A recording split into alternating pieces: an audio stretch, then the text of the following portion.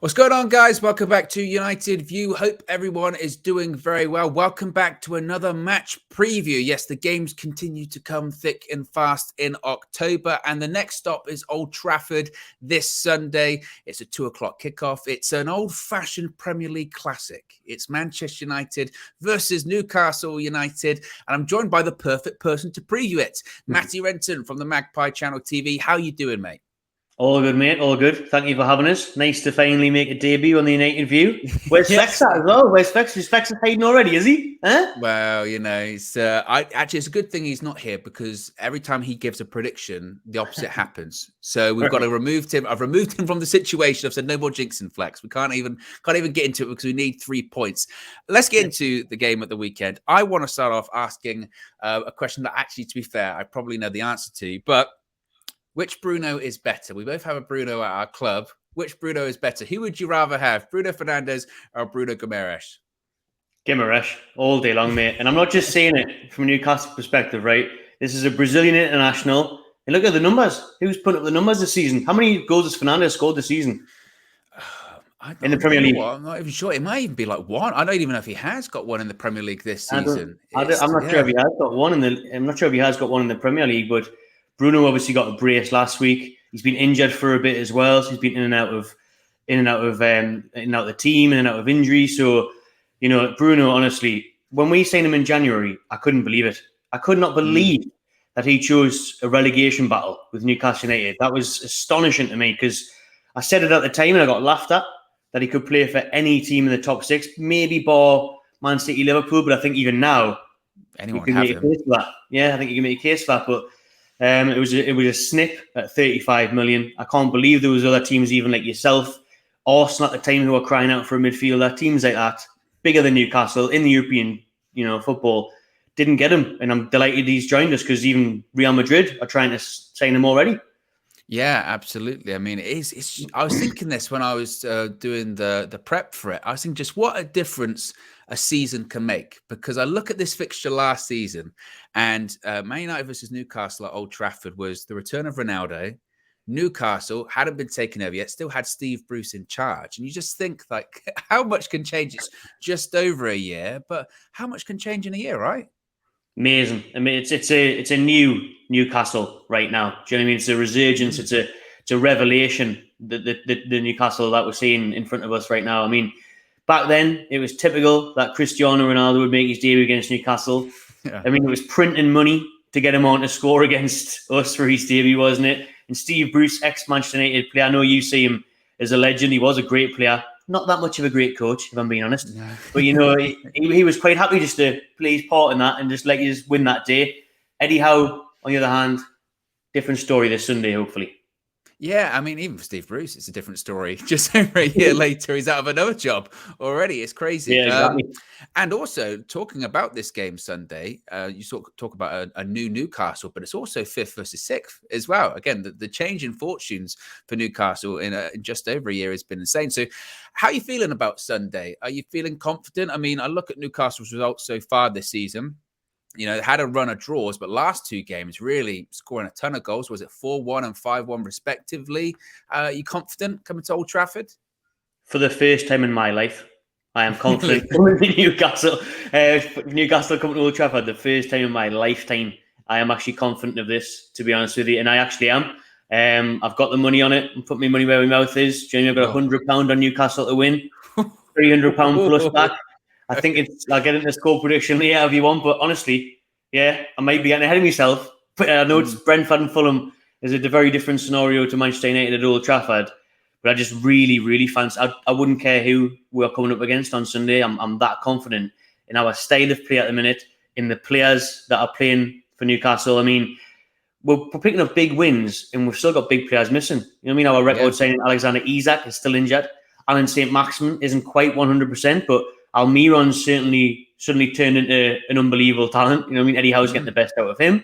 So the way we're playing, the way we're moving, I am confident, and I always think it plays into the opposition's hand with you playing on Thursday night and getting that late winner. Got the job done.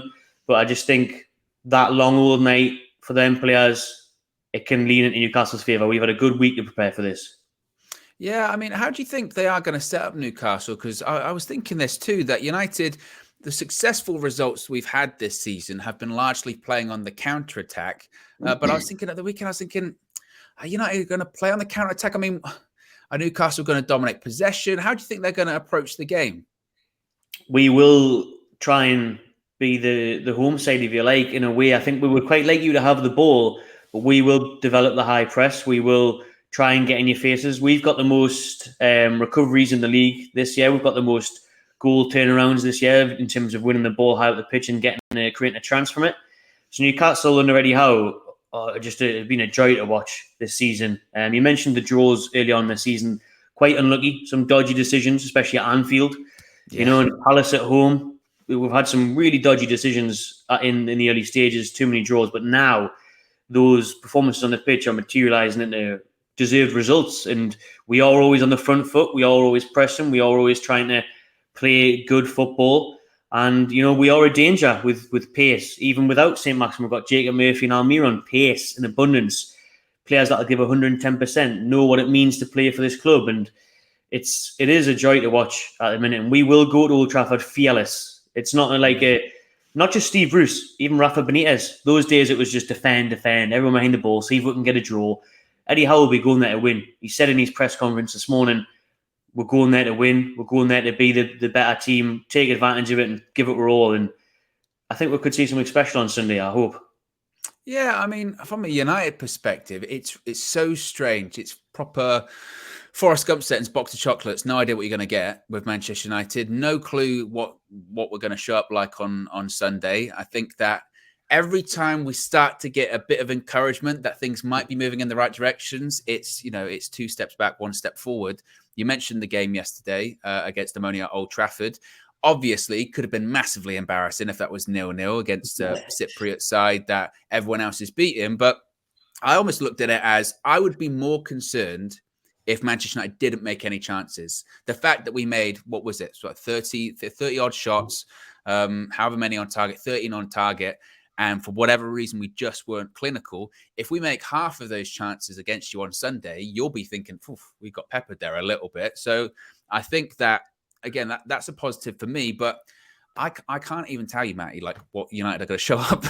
No idea. I can roughly tell you the team that probably will be playing because Erik ten Hag doesn't really change his teams that much. So I don't think there's going to be a ton of rotation. But I mean, he said in his press conference after the game last night that maybe Martial might be back, which is, I guess, a positive. But even that, we don't really know too much. So it's really difficult to predict how we're going to line up against you, I think. So it's a fascinating game from you as well, because, again, Newcastle at the moment is such a fascinating talking point and subject since the takeover last season.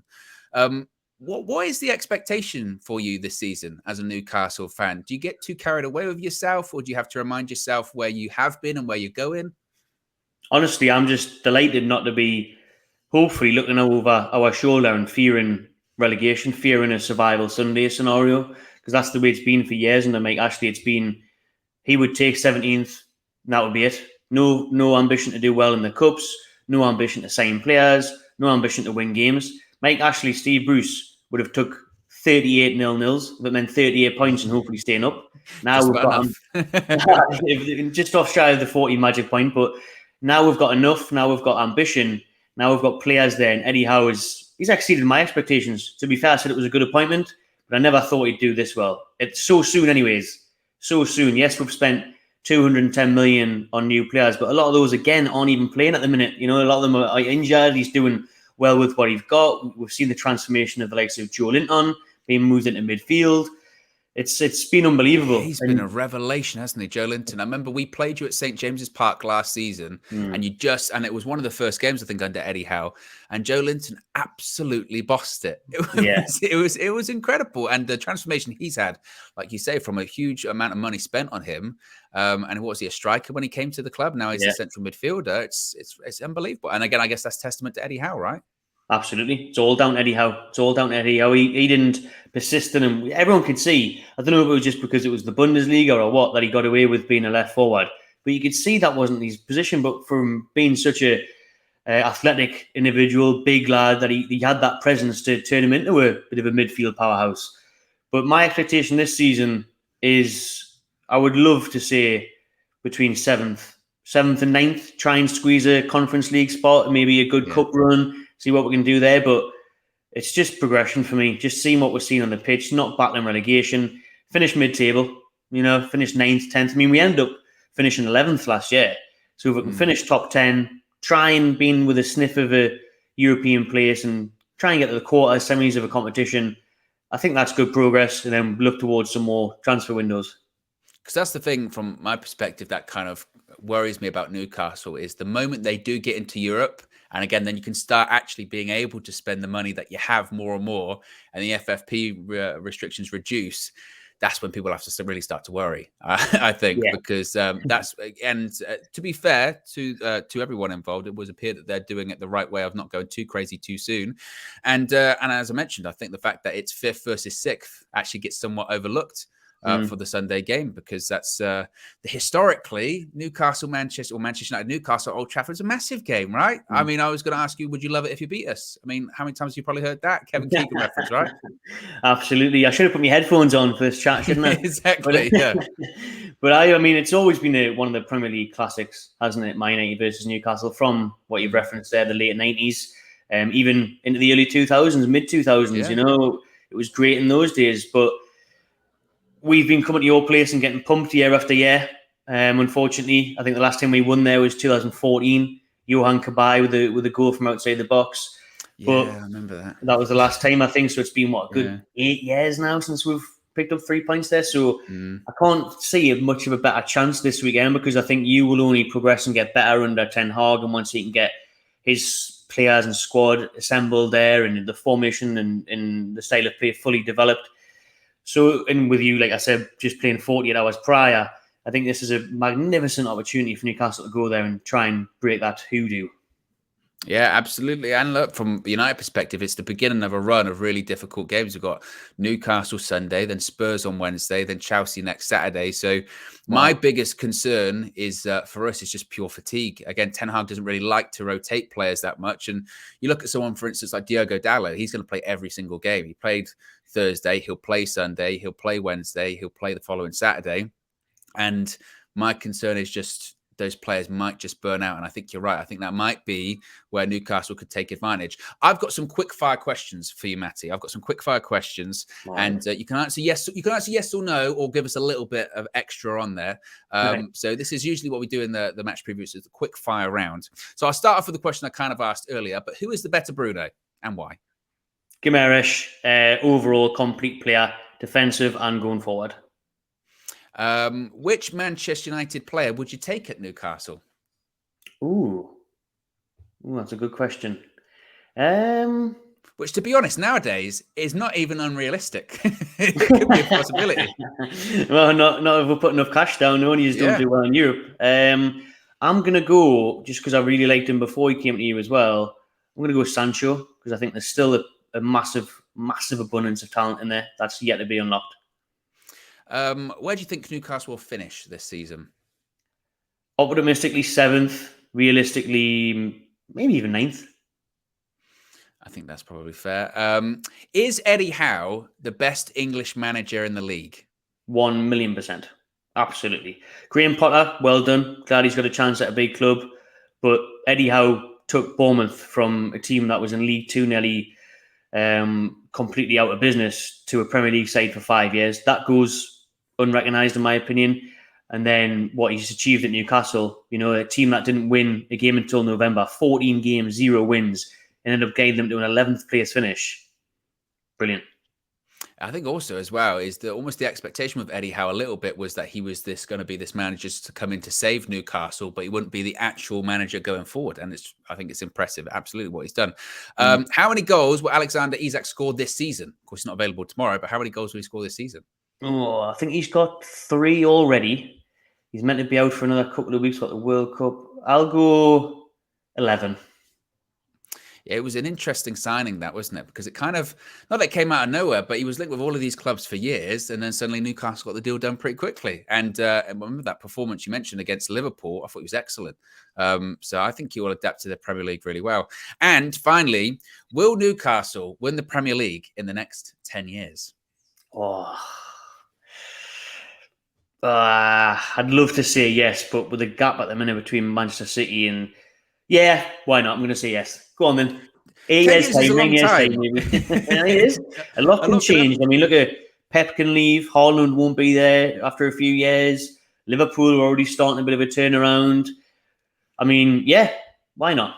I mean, 10 years ago, Manchester United were competing for Premier League titles. I mean, it'll be 10 years later, at the end of this season, it'll be 10 years since we last won the That's Premier League. crazy.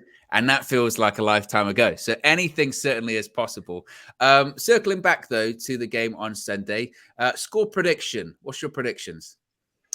I'm going to go for a Newcastle 2-1 win. I think we'll get the first goal. You'll come back. You'll probably be in the ascendancy. And then after the hour mark, you'll start getting tired. Newcastle will get the winner. 2-1 Newcastle.